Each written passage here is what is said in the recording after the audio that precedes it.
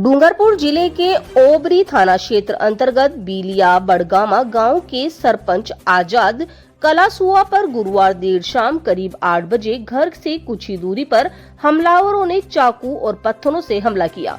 हादसे में सरपंच आजाद कलासुआ के पेट के दोनों तरफ और सिर पर गंभीर चोटें आई हैं।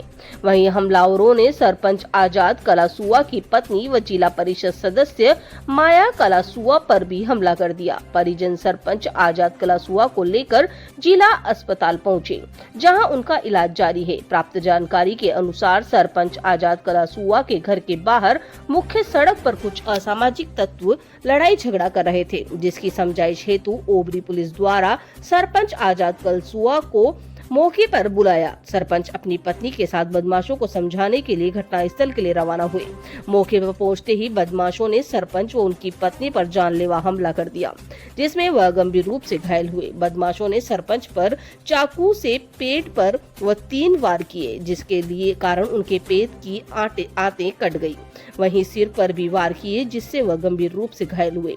बीच बचाव करने आई पत्नी पर भी बदमाशों ने हमला किया, जिससे उनकी पत्नी को भी मामूली चोटें आई है। घटना की जानकारी मिलते ही आसपास के लोग मौके पर एकत्रित हुए तथा सरपंच को निजी वाहन से ओबरी जिला चिकित्सालय लेकर पहुंचे। प्राथमिक उपचार के बाद एम्बुलेंस की मदद से उन्हें जिला अस्पताल में भर्ती कराया गया। घटना की सूचना मिलते ही भारत आदिवासी पार्टी के जिला अध्यक्ष अनुतोष श्रोत, राष्ट्रीय सदस्य कांति भाई आदिवासी सहित पार्टी के विभिन्न पदाधिकारी एवं कार्यकर्ता जिला अस्पताल में एकत्रित हुए तथा घटना की जानकारी ली।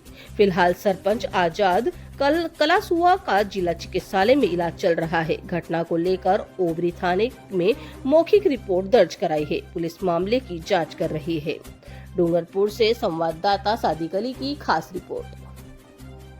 आज जो घटना हुई उस घटना में हम लोग घर पे बैठे थे और फिर बैठे थे। इसके बाद में मैं खाना लेके आई और हम दोनों खाना खाए होकर के बैठे ही थे।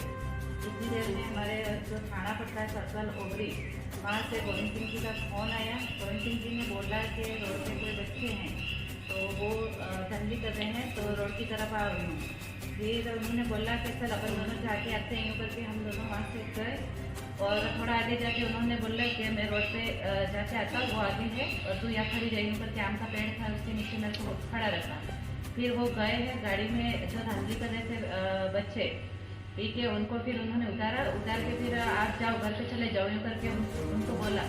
इसके बाद में वो बच्चे थोड़े आगे जाके फिर वो इधर ही खड़े थे कह के, इतने में वो बच्चे वापस वहाँ से पत्थर लेके दौड़े। पत्थर देखे जैसे ही दौड़े, इतने में मैं इधर आम के पेड़ के पास खड़ी थी, वहाँ से मैं खड़ी दौड़ के और जैसे ही मैं गई तो एक जो बच्चा था वो पत्थर हाथ में बड़ा से लेके आया और उसने क्या है कि पीछे से वो पत्थर मार दिया। इतने में एक लड़का और था, वो बीच में पड़ा और तीसरा जो साइड से आया उसने आगे पत्थर मार दिया। और इसके बाद में वो धीरे धीरे 2-4 लड़के और थे, उसमें हमारे 3 लोग तो विलय के भी है और 4 जो बच्चे हैं वो डेसा के हैं। और वो वहाँ पे हमारे जो रोड के साइड में हमारी ज़मीन है, वहाँ पे ही वो एक ट्रक चलाता है, वो ट्रक वहाँ पे खड़ी करता है। उस ट्रक में सारे ये बैठे हुए थे।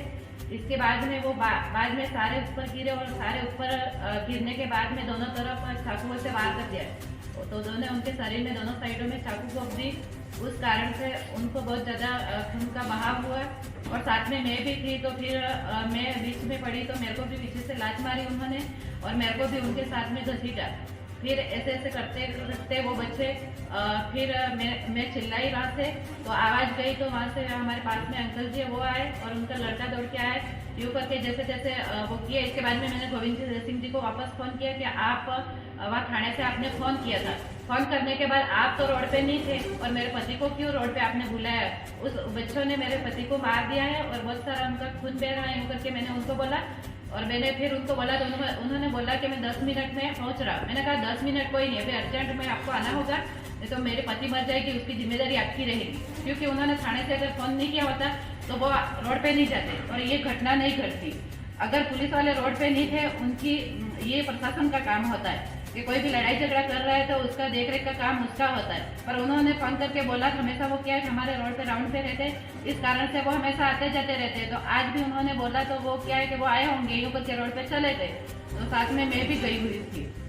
और ये सारी घटनाएं जो हुई मेरे आंखों के सामने हुई है, और अभी उनको हम यहाँ डूंगरपुर अस्पताल लाए हैं, और उनको जो चाकू से जो वार किया है वो बहुत ही अंदर तक उनकी घुस गई है, और अभी उनको ऑपरेशन